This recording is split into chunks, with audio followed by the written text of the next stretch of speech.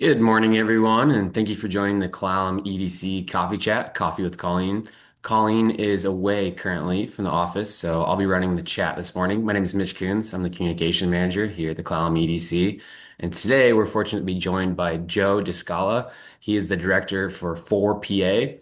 I'm sure you've heard of their work around the area, and I personally haven't heard a presentation from Joe yet, so I'm looking forward to it. Before we kick off, though, if everyone could remain on mute just to avoid inadvertent background noise, dogs barking, all that fun stuff. And if you have any questions, feel free to put them in the chat and I can ask them. Or if you raise your hand, I'm sure Joe would be willing to answer your questions as well. So go ahead and get started, Joe. Thanks for joining us. Yeah, thank you, Mitch, for inviting me. I'll probably refer to you to have people with questions because I can't see everybody on my screen as far as hands raised. And I've got no problems kind of stopping throughout my talk to answer questions. I might leave a little more time than typical at the end for questions because the nature of my work in this topic tends to raise a lot of questions. So we'll just make sure we have a lot of time to do that. But I appreciate the invite. Absolutely. My name is Joe DeScala, and I am the founder and director of 4PA. And I've got some slides for you this morning that kind of is a little bit of an overview of our organization.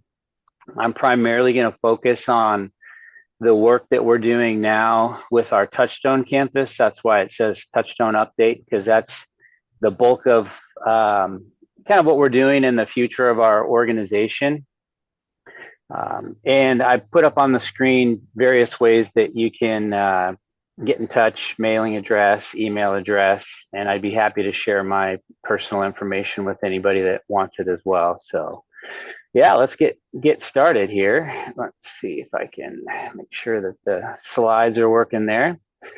So about 5 years ago or so, maybe a little longer now, I run a lot on the trails around town and had noticed a lot of growing homeless encampments in kind of some of the back areas of town that are off the beaten path. And it's something growing up here I'd never really seen in my past like that. And so it just kind of raised kind of a question in my mind as to what was going on. And about that time, there was a lot of attention being paid to Seattle and Portland and some of the surrounding metro areas as far as what they were struggling with their increasing homeless populations. And I was kind of seeing some of the same trends here in Port Angeles and thinking to myself, man, like what's from stopping that from happening here? Things getting worse than they are.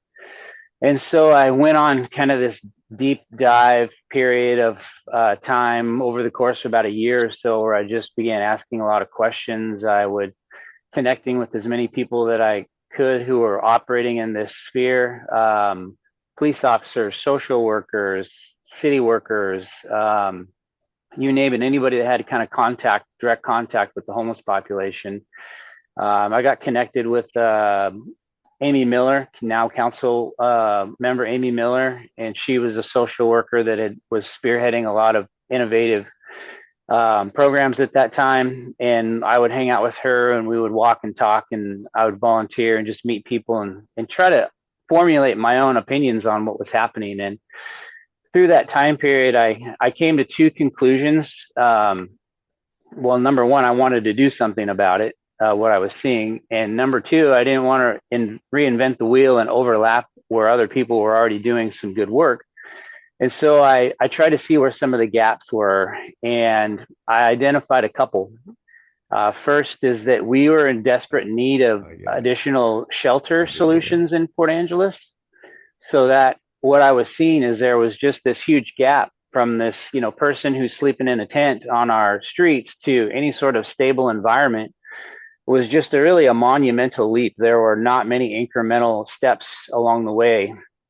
The one main shelter being the Serenity House, which some of you are probably familiar with, that serves a incredible need in our community, but it's an emergency type 24-hour shelter.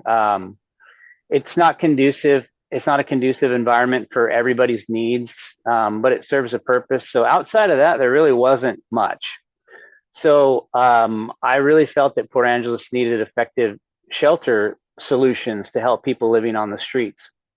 And number two is that, man, some of these areas where people had repeatedly lived outside had been really damaged. A lot of our natural spaces and public spaces. So the areas that were affected by people living on shelter, they needed to be restored for public use.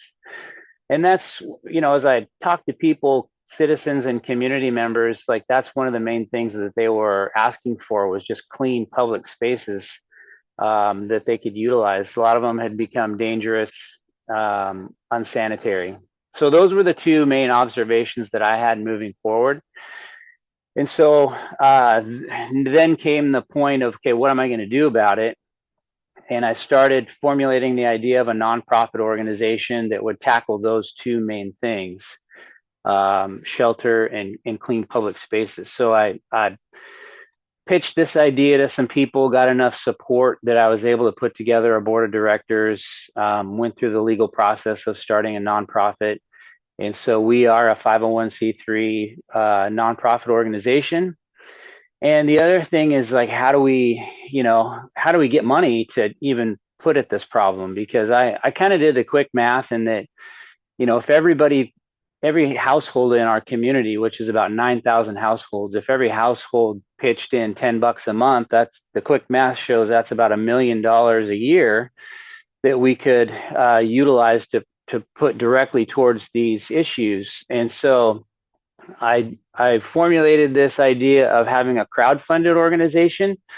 Obviously not everybody in our community is going to be on board and pitch in the $10 a month, but I thought that, hey, even if a fraction of them, 10% of them, that's a decent amount of money that we could focus. And so we're a crowd-funded organization. So in October of 2021, I did a 2-minute Facebook video and kind of pitched this idea to the community. And much to my surprise, I had a really overwhelming, great response. So people started putting the pledges our way. So we're crowdfunded, and this also encourages public participation. Early on in our process, we wanted to invite volunteers and people to tag along with us, and it also holds us accountable because if I'm soliciting a $10 a month pledge from you as a community member, you're going to want to see a return on your investment. And so I'm held accountable that way when I'm utilizing your money to further the mission. So what is the mission? It's a clean and safe community for all, is very simply put. And that means everybody who has a roof over their head. That means those that are currently on shelter. We just wanted our environment and our community clean and safe for all of its citizens. So these are some of the objectives that we outlined in 2022. We wanted to find temporary shelter solutions. That was our primary goal because, if we can do that, if we can transition people off the street into more appropriate shelters, then we also solve the problem of having messes in public spaces. So we wanted to get our temporary shelter project up and running by securing land. And this is where we would run essentially a tiny home village. Our board did a lot of due diligence. We looked at a lot of models around the country, surrounding communities to see what worked. I personally consulted with a lot of people in this field for quite a while and landed on this model of a tiny home village, because what it does is it creates independent spaces for people. So unlike some shelters where you're in a big bunk room, a big communal space, this offers somebody their own place, own little house. They can have privacy, just like you and I are in our own home. But then that's mixed with common facilities like bathrooms and showers and in areas where people can gather and form communities. So this kind of tiny home village began to go to the surface of what we wanted to do.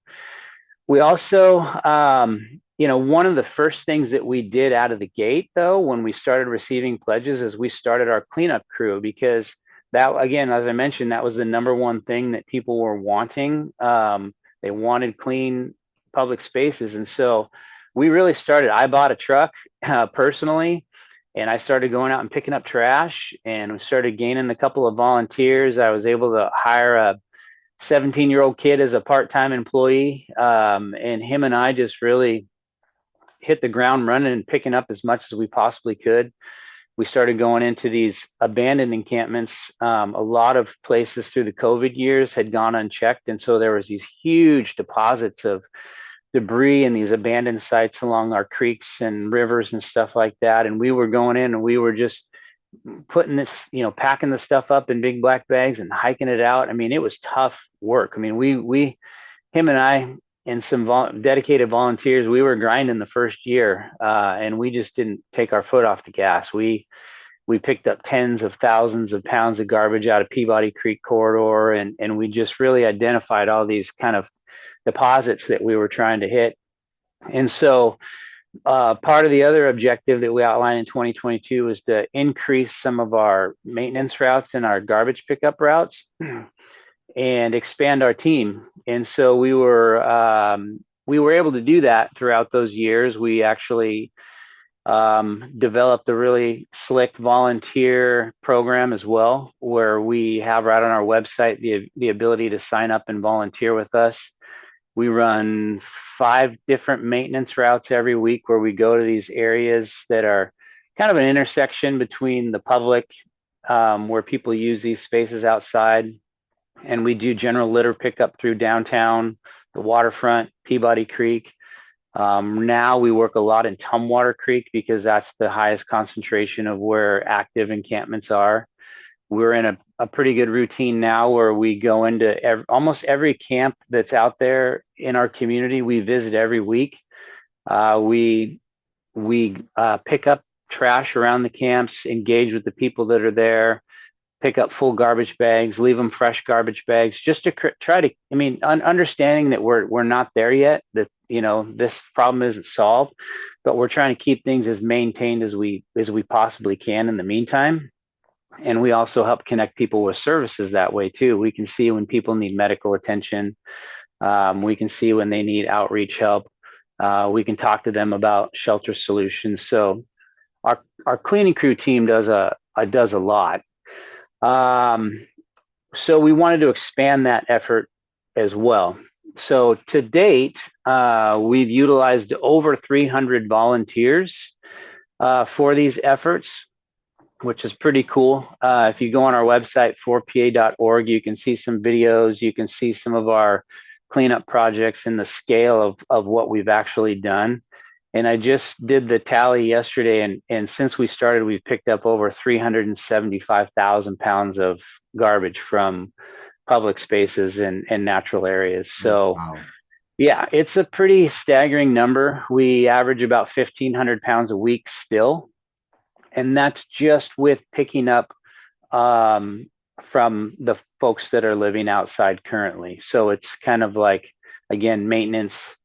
We work closely with outreach workers, primarily through Olympic Peninsula Community Clinic. A lot of times we'll go out on routes together. We work closely with city parks and rec, public works, the police. So we've done a really good job, in my opinion, of kind of linking arms with other agencies and making sure that we're looking at this issue from many, many different angles and utilizing the resources that are out there. And bottom line is, like, the heart of what we do is to take care of people. And we never want to make people's lives harder than it already is. And so our approach is always from a very positive standpoint. We do really tough, dirty work, but we do it with a smile on our face. I'm really proud of our volunteers in that regard. And we want to make sure that people are taken care of. It's really tough. It's not easy to live outside, regardless of why you're there. It's not an appropriate place for people to be. So we're trying to take care of that. So the Touchstone Campus is really the second part that we're focusing on right now, and that is our tiny home village. So that's really where I feel that people are going to see the scope and the bigger picture of 4PA come into play. and some people who have visited the campus are already kind of seeing what it's all about. So we purchased about an acre of land just outside of downtown at 230 East First Street, the end of 2023. It's the old Lanois Motors complex. Prior to us buying it, the previous businesses were the Spa Shop and Pen Print, for those of you who needed a reference point. And there's 9,000 feet of building space already on the property, with about a half an acre of open green space to the south.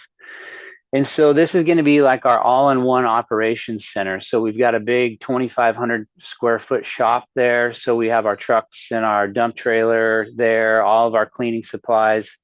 We meet our volunteers there. That's where our maintenance routes stem from. So every week, volunteers meet there. We get them outfitted with all the gear they need, and we walk out from there on our maintenance routes through downtown. A lot of you probably have seen our bright orange vests walking around picking up litter. This will also be kind of our home base for 4PA, where we have our boardroom and some and room for our staff, because we do have 5 employees right now, and so there is the need for that space. We have a big parking lot to the west of us that we plan on having be more of a community space, where we have food truck spots, so we can maybe draw some of the downtown traffic up there to expand the downtown a little bit. But really, the focal point will be the 11 tiny home shelters. So we broke ground in January of this year, and we did all the foundation work for all 11 tiny home shelters, all the underground infrastructure work, running power, all that kind of stuff. And we have 3 tiny homes currently built, and we've got 2 of them are occupied by 3 residents. We've got 1 couple that lives in one, and we have one of them that's occupied by an individual. And what's really cool is up until September of this year, those folks were chronically homeless. And all 3 of them happened to work for me. About a year or so ago, I decided that I wanted to have my staff be made up of the folks that I'm trying to help. And I had a lot of people coming to me from the street looking for work. Despite what some people think, a lot of folks out there are hungry to have purpose and find work. And so I had people almost weekly stop by asking for work opportunities. And so I hired 3 folks last year, and they really worked their tails off for me. They're my main cleaning crew leads. And it was really cool, kind of full circle moment to have them be the first occupants of the Touchstone Campus. So that was a huge win. We've got 3 more scheduled for the spring of this year, or this next year. And I'm hoping to be, maybe by the end of 26, have all 11 of them built. We'll see how it goes. But the other part is the building space that's currently there, the old Spa Shop facility. That's what we're really turning our attention this fall and winter to, that building finally. And we're going to renovate that to be the common facilities. So that'll be open 24/7 for the occupants of the shelters, because they're just little sleeping quarters with heat and power and in them. They're really nice. And I'll show you some pictures here in a minute. But the common facilities will have showers, laundry, kitchen facilities. So that'll be open 24/7 for folks to go and, have those available to them. And then probably one of the things I'm most excited about is the old pen print building. This is kind of the last phase of our plan. We're going to turn that into a retail business that's open to the public. And that small business, will be run solely by the occupants and the residents of the Touchstone Campus. So they'll learn all kinds of skills, from manufacturing to marketing to management to customer service. All those things are going to be baked into the business model. And so folks will get real world experience that can translate into other jobs in our community, plus income, and gives them a sense of purpose and belonging. We've got a really cool pathway worked out where, this is a clean and sober facility. I don't think I mentioned that. So the folks that are living there have to be drug and alcohol free. and they will be working with a caseworker during their time with us, which is about we're targeting about a year to 18 months. So they'll have a path that they work where they tackle things like budgeting, any health needs that they have, and start working on their plan for after the campus the entire time they're at the campus. So this is really kind of a place to, yeah, get on your feet. And so when you leave the campus, you're in a better position than you were when you got there. And we're really trying to work on some innovative things like scholarship funds that can be seeded for folks that when they graduate our program, they've got a little bit of a nest egg to put towards maybe first last deposit on a place. So really trying to set them up for success. But I think that business, when we get that business piece up and running, that will really help as well. So here's kind of an aerial shot of the property that we bought. At the top of the screen is First Street and just off First and Lincoln, essentially. And you can see kind of the outline of the different spaces there that we have to utilize. This is inside of the building currently. Built in 1943, used to be an old car dealership, so there's some hidden surprises in this place. But the engineer has assured us that it's got pretty solid bones. We got a lot of good stuff to work with. And here's kind of a rendering of what the campus will look like from First Street. The green building to the left is the old pen print building, and you can kind of see towards the background there, the tiny homes in the back of the property. Another shot of what the old spa shop building entrance will maybe look like.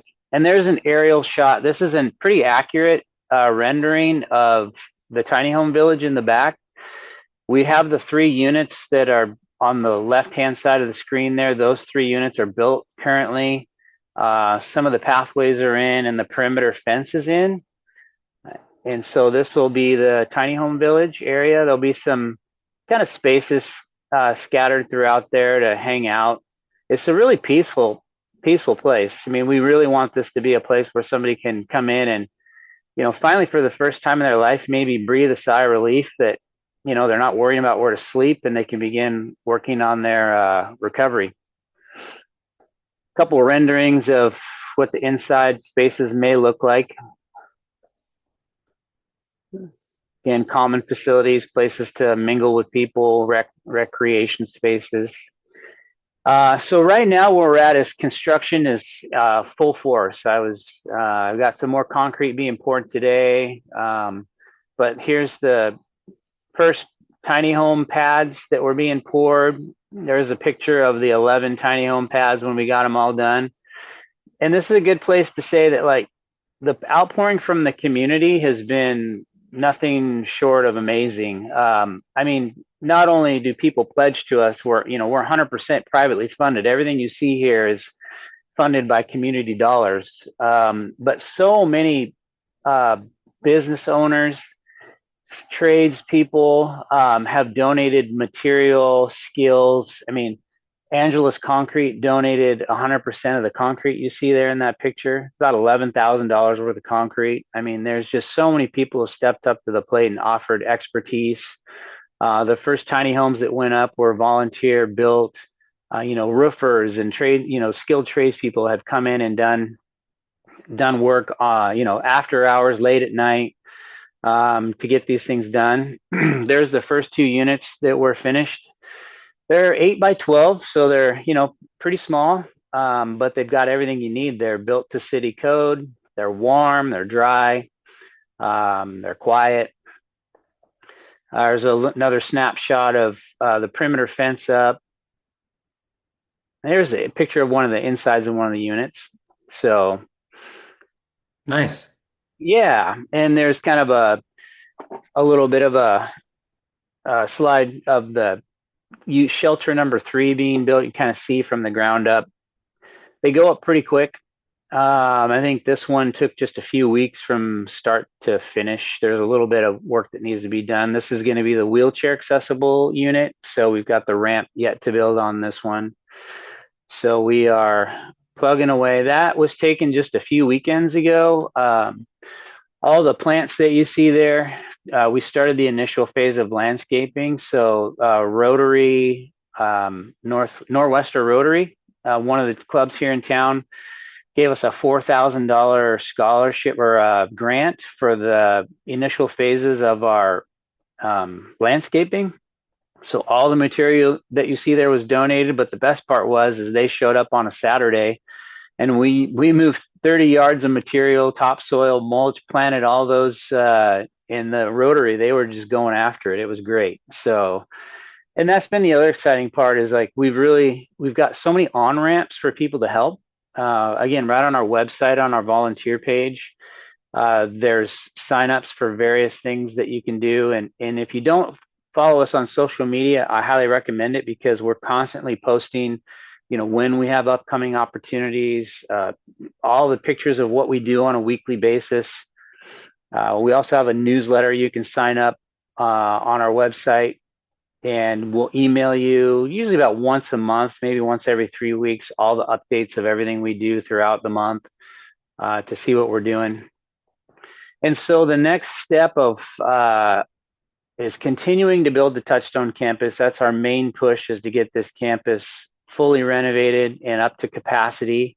And so we are in the thick of the fundraising. So that's my life involves fundraising. And so, but I do clean up 3 days a week as well. I used to do it 5, 6 days a week, but because I have such good help now, I'm down to about 3 days a week on cleaning. And I primarily focus on kind of what I'm doing right now, talking to community members and continuing fundraising events. And you can see there is a group of lovely volunteers. See all the smiles on people's faces? Like we actually make it really, really fun. We've created some really strong friendships and connections because when you're out there kind of in the trenches with people, you bond pretty quickly. So we put in a lot of hard work, but it's fun and extremely rewarding. So that is kind of the long and the short of it. And I'm trying to think if there's anything else that I didn't touch on. Maybe this would be a good time to open it up to a few questions, and that can maybe lead me to expand a little bit more if people needed clarity on what we do. Great. Yeah. Thank you for the presentation. Really informative. I mean, you see your team just walking around downtown PA and picking up Yeah. trash, which is great to see. I was curious, how do you identify the abandoned encampments out in the woods? How do you find these? Yeah, that's a good question.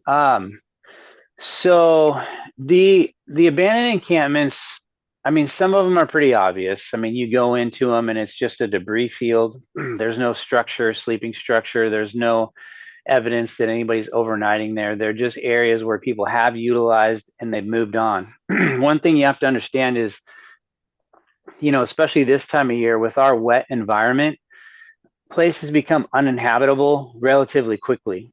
So people will set up in a place, it'll become extremely saturated. Things begin to mold.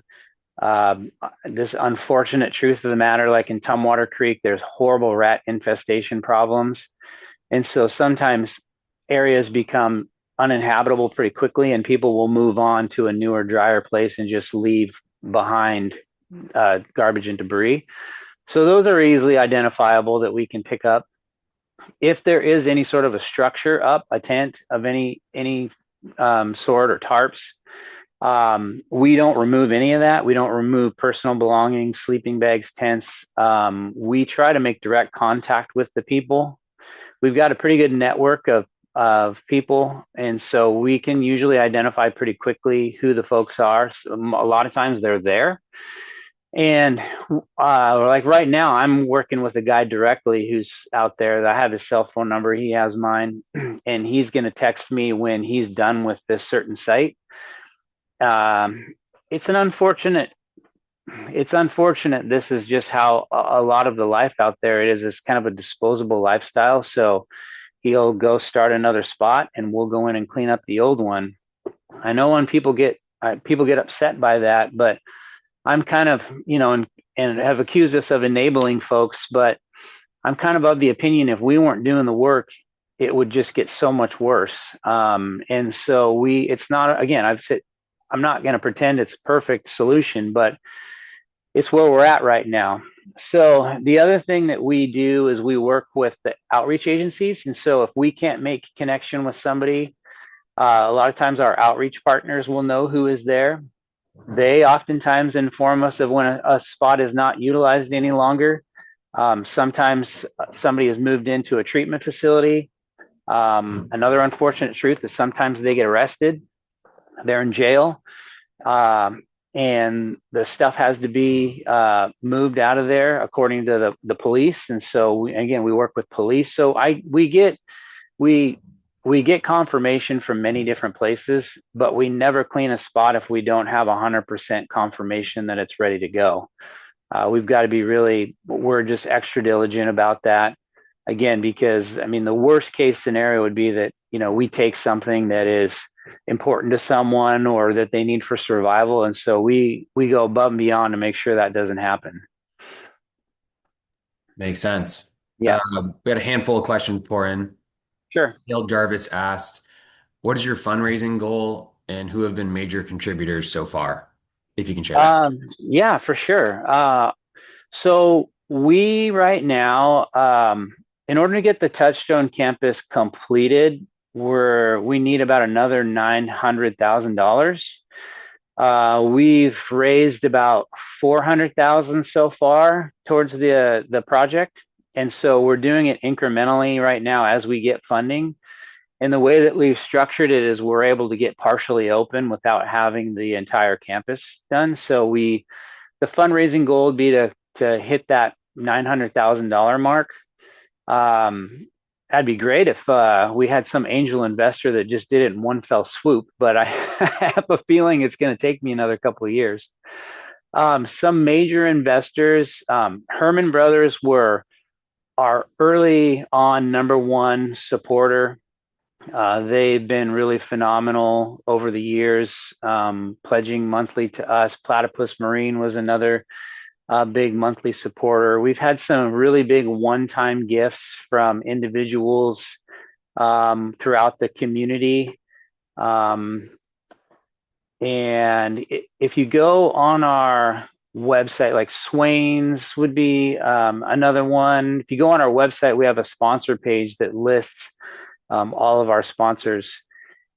We've got, man, there's like 60 different businesses. That's why I'm not rattling all of them off, but a lot of them, it's the several small donations that have made such the big impact. Most of our donors are between the $25 and $100 a month range. And it makes such a huge difference. We have about 250 individual households pledging on a monthly basis, as well as about 60 different businesses.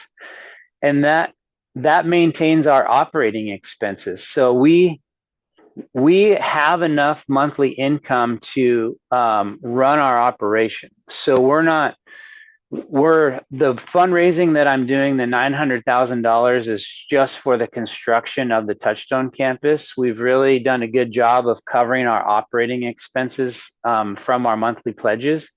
So even if the Touchstone Campus was built tomorrow, we have the revenue stream to keep it operating. That's the other thing, is we're not going to be out there fundraising constantly just to keep afloat, because we have a really good baseline. So it's been a successful model for us.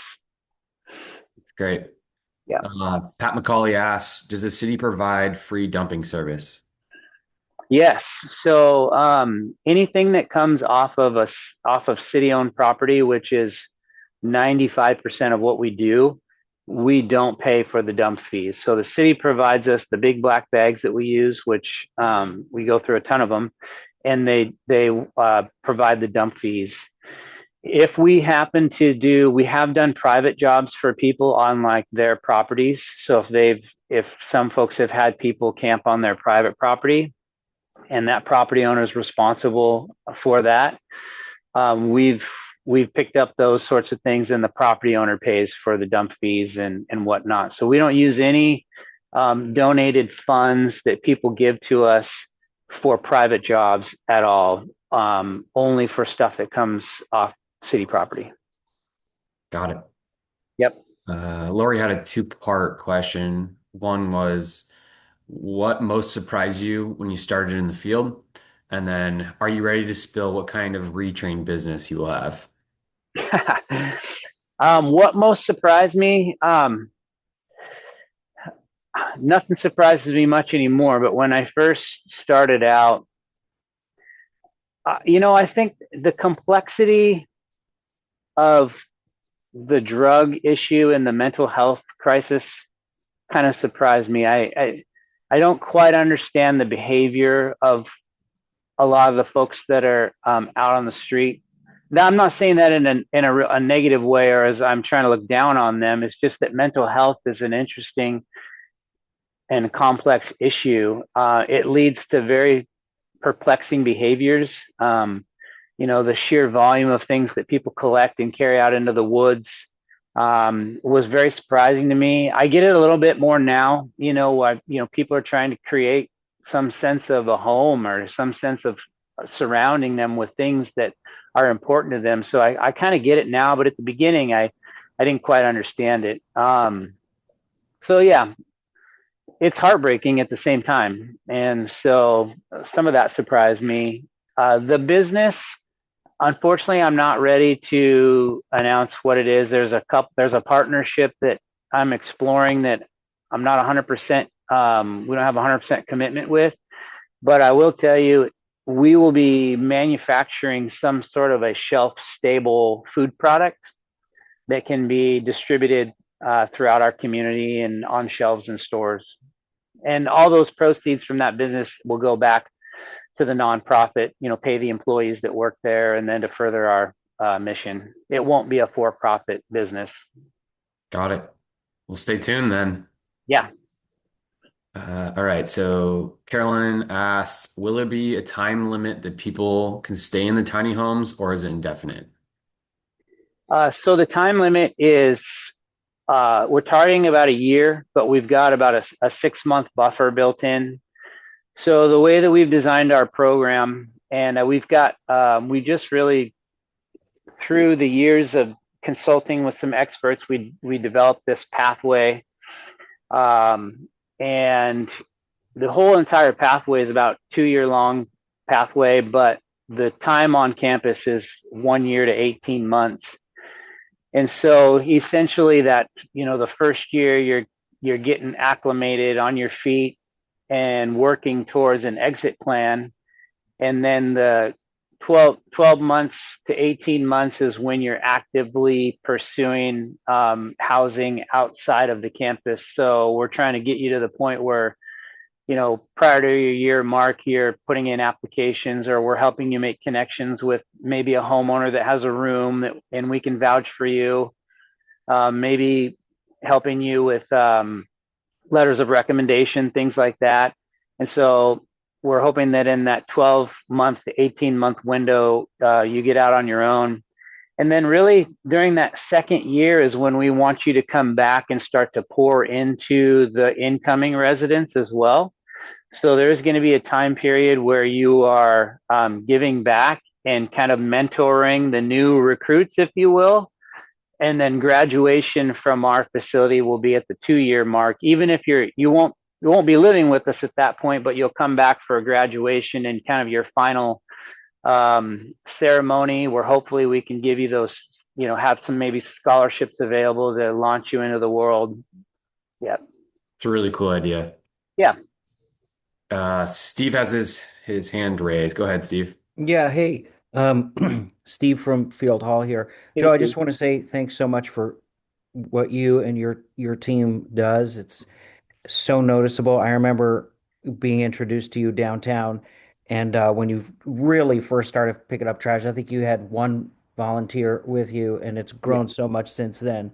Yeah. And downtown has just really, really benefited in it as being another nonprofit downtown. It's just Yeah. great. And what I wanted to ask you is, can do you ever have large needs for volunteers, like a day when you need 50, 100 people, and we could work you could work with other organizations to put a call out to do, a big camp cleanup or something like that, because Field Yeah, Hall now has up to 300 volunteers on our database. So we could yeah. certainly put it out to our staff and our volunteers when you do a big call. Yes, those have happened in the past. Fortunately, much of that is those bigger cleanups are in the past. Like the first 2 years is when we tackled 90% of the big areas that like I said, were left over from the COVID years. So, although with that being said, there was a new place we just found yesterday that was really, really deep in Tumwater that when the time comes, we could probably benefit from having maybe 15 to 20 people. And it's not so much um, that we can't do it. It's just that it's so far in there that you have to literally pack the bags out about a half a mile. And so it's really helpful when we have kind of a train of people going back and forth. It's less taxing on a small group. So those things do pop up periodically. Um, the big, the 50 to 100 volunteer type efforts, I don't know if we'll have many of those left, which is a great thing. I mean, this is what I've been working towards all along, is that the cleanup part of what we do starts to subside and more of the housing is the focal point. Um, there are some things we've done around town, though. Like we started this thing called 4PA Day. We did it, I think, 3 times last year, where we cleaned the entirety of First and Front Street, basically from Lincoln all the way down to McDonald's. And that involves teams of 4 people on each side of the street. So you're looking at about 16 to 20 people kind of doing a sweep up and down those blocks. So those sorts of things we have planned for this next year. We don't, I think I just got the dates sent to me, but I haven't publicly announced them. But something like that we'll put on our website for sign up, in a large that would accommodate a large group pretty easily. So those opportunities are out there, albeit they're fewer and far between than they used to be. Yeah. Great. Christy asks, what's the process for deciding who can live in the tiny homes? Great question. So we have just signed a memorandum of understanding with Olympic Peninsula Community Clinic. They're our primary outreach partner. We've just really worked well together over the years, and so there'll be two ways that somebody can be referred to us through OPCC. So they know our criteria, which is, somebody has to be drug and alcohol free. They need to kind of be at that point in their life where they're ready to take some initiative and doing some work volunteerism, kind of that next step. And so OPCC, in fact, the employees that I have right now were referred to me by OPCC. And so they kind of know our operating system and they know who would be a good fit. So we'll take referrals from them, or we will take direct referrals from folks that we've encountered out on the street, like through our volunteers and our employees. And then we have a committee in place. It's called the Campus Committee, and it's comprised of surrounding business owners. We have a city council member on that team. One of my current employees who was homeless is on that committee. And we will review the applications when they come into us and kind of talk about them and see who would be a good fit. So we've got a few different criteria, but that's the referral process. Got Hope it. I answered that. Yeah. Let's see. Dale asks, what's the staffing plan for the Touchdowns campus? Staffing plan. Yeah. So we have an on-site manager currently, and so he is going to be available. Well, he's pretty much there 24/7. He lives in one of the homes, and so we'll have an on-site manager. The goal is to have one or two at all times, kind of made up of folks that are residents there that have that sort of job description where they monitor the facility. Our cleaning crew works out of that facility 6 days a week. So there's a huge staff presence from myself, our volunteers, and our other workers. As far as the residents, we don't have any on-site counselors or anything like that. That's one of the other partnerships we have with OPCC, is that they've agreed to be our residents' caseworkers. So everybody that comes into us will be assigned a caseworker through OPCC that will help kind of walk them through that coaching period while they're on campus with us. So they will have a regular touch point with an outreach / caseworker, and then our on-site manager. Got it. I think you already briefly touched on this, but Deborah asks, what are you planning as the next phase of transition for the people that completed the 12 to 18-month plan? Yeah.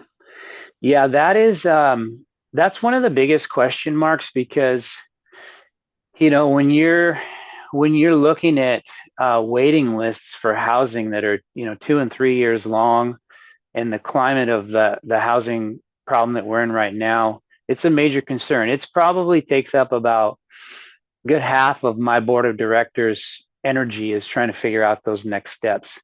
It's kind of one of the reasons that we extended our program. We originally were a year or under, and we've kind of extended it out to that 12 to 18-month time period.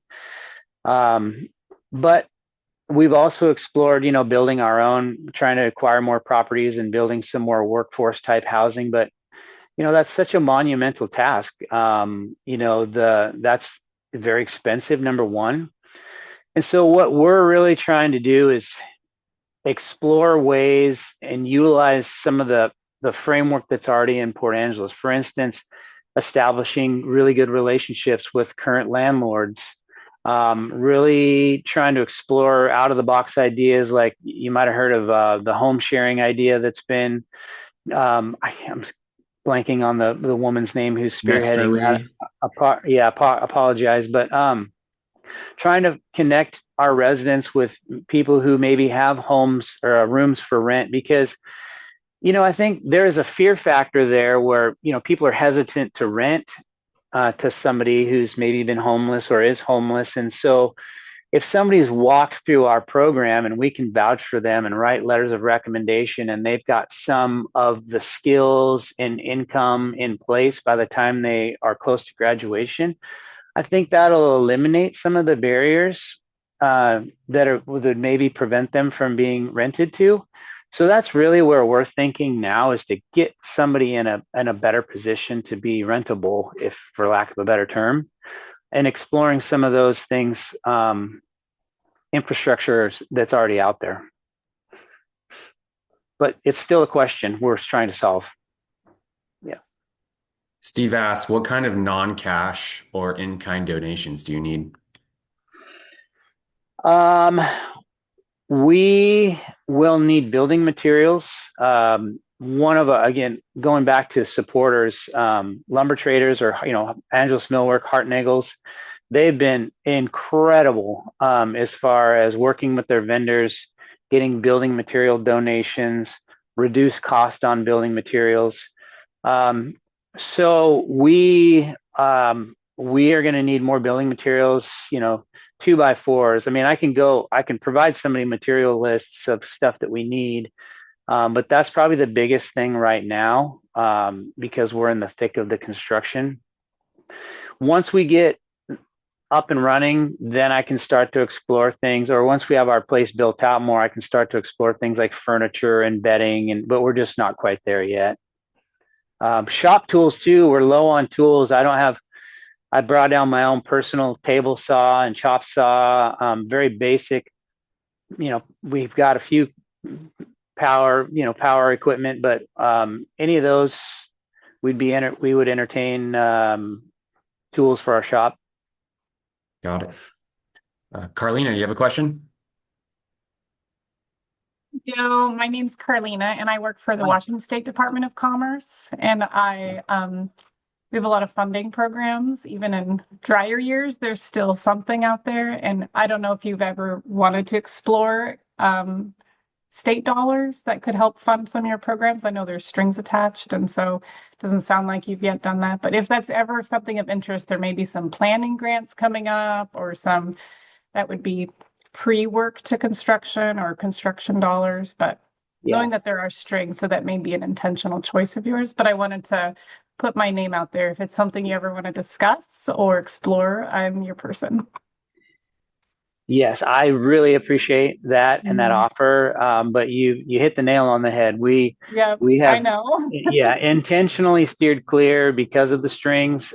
We've gone down the road as so far as to find out what some of the requirements were and said, yeah, it's just not how we operate. I feel we've been able to accomplish so much so fast because we don't utilize any of those dollars that come with the strings. The money that people give to us, like, literally goes straight to work, and it's almost a one for one. Like, we don't, our costs aren't inflated because of prevailing wages, all that kind of stuff. So it's worked well for us, and we'll maintain that course as long as we can. You're doing remarkable. And so I do know there's strategy to not accepting state dollars Yeah, sometimes. there is. Yeah. All right, thanks. Yep. You may not know this, but John asked, is the number of homelessness increasing or decreasing, and by how much?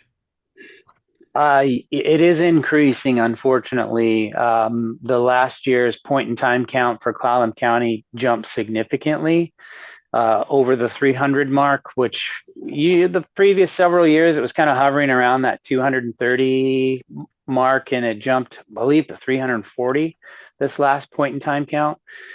That point in time is just that. It's a snapshot of a point in time. It's not a real scientific account. You literally have volunteers that walk around one week, or I can't remember the time frame of the year, and talk to people.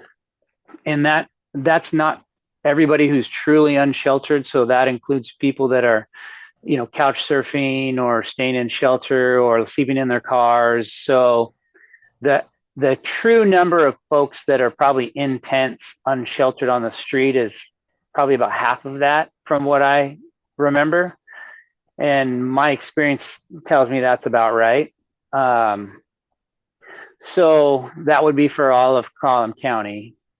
I would say, if I were to take a guess of the number of people that I engage with on a weekly basis that are in tents right now, in the Port Angeles proper area, it's somewhere in the vicinity of 60 to 80, I would say.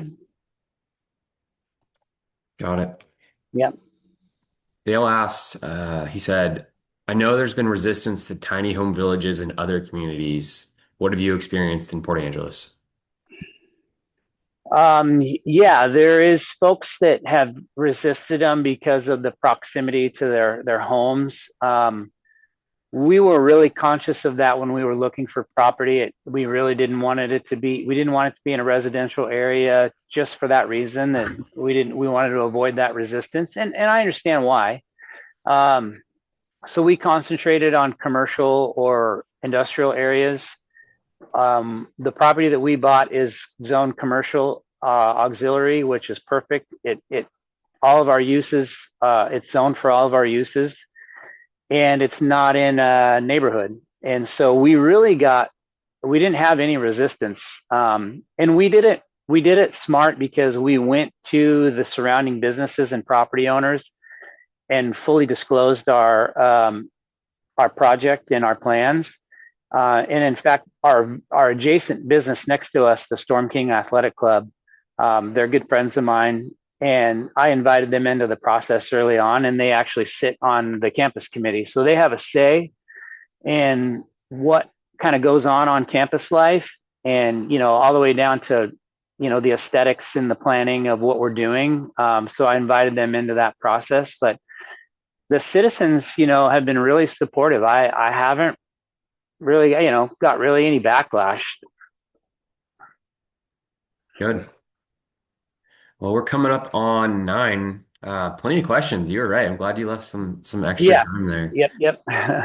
So, if there's no more questions, I'll go ahead and get you off the hook. But I mean, just sitting here and listening, it's been a tremendous amount of work you've put in, not only on cleanup, but the Touchdown Campus. I mean, just the underground work and the concrete alone, that's hours and hours and a lot of money. So I'm impressed. I think everyone else is as well.